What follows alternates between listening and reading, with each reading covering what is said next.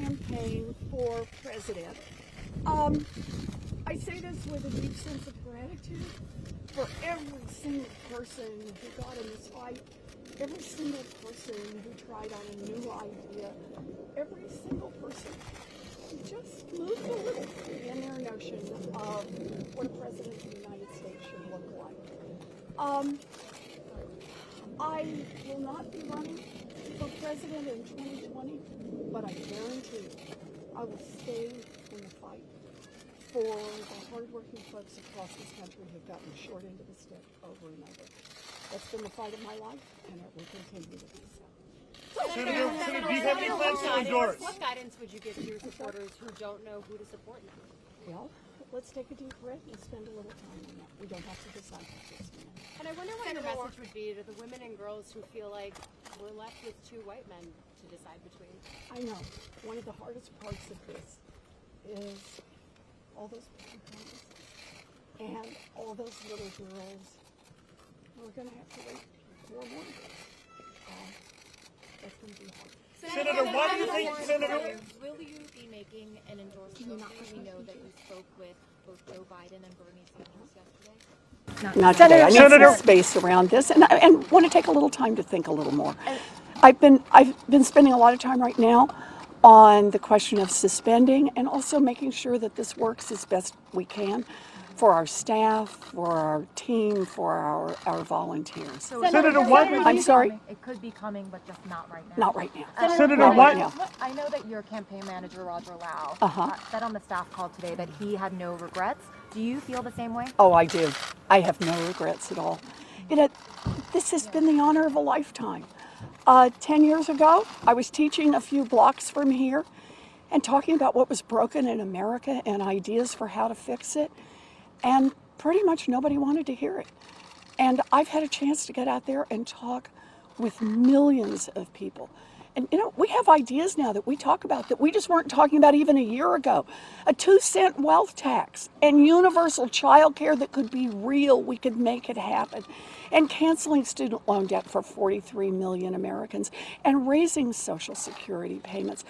Those are life-changing events for people. And we can actually do this. So I'm delighted to have been here and honored to have had this chance. What happened here in Massachusetts? I was told at the beginning of this whole undertaking that there are 2 lanes. A progressive lane that Bernie Sanders is the incumbent for and a moderate lane that Joe Biden is the incumbent for. And there's no room for anyone else in this. I thought that wasn't right, but evidently I was wrong. Senator, Senator, why what do you you think? weren't able to resonate more with voters and win any states? As I said, I think that I was told when I first got into this, there are 2 lanes. And I thought it was possible that that wasn't the case, that there was more room and more room to run another kind of campaign. But evidently that wasn't the case. Was it especially Annie, right here. to lose your home state, Massachusetts? No, I am deeply grateful to the people of Massachusetts. Look, back in 2012, they took a chance on someone who had never run for public office before. They ousted a very popular incumbent Republican senator to give me a chance to stand up on a bigger platform and fight for their families, and I am deeply grateful for that. They returned me to the Senate in 2018, and I'm deeply grateful for that. They're the reason I'm in this fight, and they're the reason I am able to stand here today. No. I'm going to take a question from Annie right here. I'm sorry. Hi, Annie. Hi, Senator Warren. 2 questions for Sure. you. I saw you vote 2 days ago for yourself. I did. Could you, 2 things, reflect a little bit about what that was like for you? And then the other question is, could you talk a little bit about the role that you think that gender played in this campaign and in this race? So, it was, I stood at that voting booth and I looked down and I saw my name on the ballot. And I thought, wow, kiddo, you're not in Oklahoma anymore.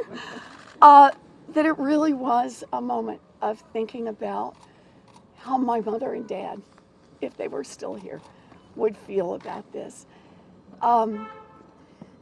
I had gotten a long email from my nephew and how proud his dad, my brother, is, and how they were all had their plans to vote and had met other people. And it's these long ties. For that moment standing in the booth, I missed my mom and my daddy. Gender in this race, that is the trap question for every woman. If you say, yeah, there was sexism in this race, everyone says, whiner. And if you say, no, there was no sexism, about a bazillion women think, what planet do you live on? I promise you this, I will have a lot more to say on that subject later on. Senator, advice to your supporters right now looking for a candidate. What is your advice to them? Obviously, I know you're not endorsing anybody, but what is your advice to them? Let's take a deep breath and think about this for a little bit longer before we all settle in. I wonder, I've heard you. It was a long 2 days for you, or multiple days, to make this decision. What were you thinking about? What informed? What was the final straw? This is the last. A big part of it is to think about all the people who turned their lives upside down to be part of this campaign. All of the staffers who moved and worked long hours, gave up jobs to be here, took leaves from school, to think about what works for them. This isn't just about me. This is a whole lot of people who were a big part of this, and also our volunteers, to try to think through for all those people who already have invested so many hours and so much of their heart in the phone calls and the door knocks and the coming to the office and help clean things up and keep it all going, and thinking about all those pinky promises. I take those pinky promises seriously. So those were the things I needed to think through, and how we make all those pieces work at least as best we can for everyone. And one last thing, it's about all the people who are affected by all the issues I've talked about, whether they got involved in my fight or someone else's fight, or even not at all.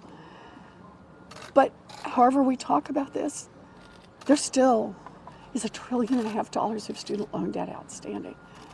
There are still tens of millions of people across this country who one bad medical diagnosis and they're upside down financially. There are still mamas and daddies all across this country who can't finish their education, can't take on jobs because they can't find access to decent childcare that they can afford.